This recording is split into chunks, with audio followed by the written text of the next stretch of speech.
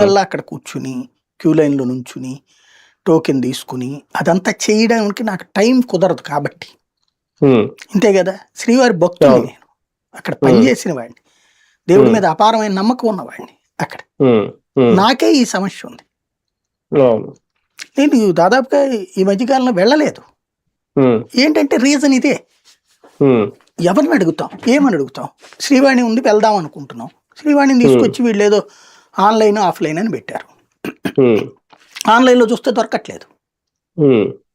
ఇదివరకు అయి ఆహ్, ఏది 1000 ఏమో పెట్టారప్పుడు. హ్మ్. తర్వాత ఆన్‌లైన్‌లో దొరకట్లేదు. అక్కడికి దిగేసాక చూసుకోవాలట.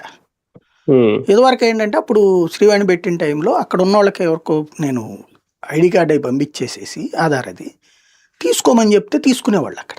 ఇప్పుడు అట్ట హ్మ్. లేదట. కంపల్సరీగా ఫేస్ పెట్టాలట అక్కడ. హ్మ్. అంటే ఇవాళెళ్లి నేను ఫేస్ చూపించుకుని తర్వాత చూపెట్టుకుంటే గాని రాదు. హ్మ్. పరుగులు కదా ఇది కుటుంబంతో అన్నప్పుడు. హ్మ్. ఆగుతున్నా నేను. ఇంట్లో వాళ్ళు తిట్టుకుంటుంటారు. హ్మ్. తీసుకెళ్ళట్లేదని. హ్మ్. బట్ ఇదొక సమస్య. మామూలు సమస్య కాదిది. హ్మ్. మీరు మళ్ళీ దాన్ని తీసుకొచ్చేసేసి ఆన్‌లైన్‌లోనే పెడతాం. లేపోతే అక్కడ పెడతాం, ఇక్కడ పెడతాం. హ్మ్. పెట్టండయ్యా 1000 ఆన్‌లైన్‌లో పెట్టండి, 1000 ఆఫ్‌లైన్‌లో పెట్టండి. ఏం పోయే హ్మ్. మీకు? హ్మ్. స్వామివారికి డబ్బులొస్తున్నాయి. దాంతో గుళ్ళు కడతారు. ఏం పోయే మీకు? ఎందుకు హ్మ్. పాపం మూట కట్టుకుంటారు? భక్తుడే వస్తాడు గదా!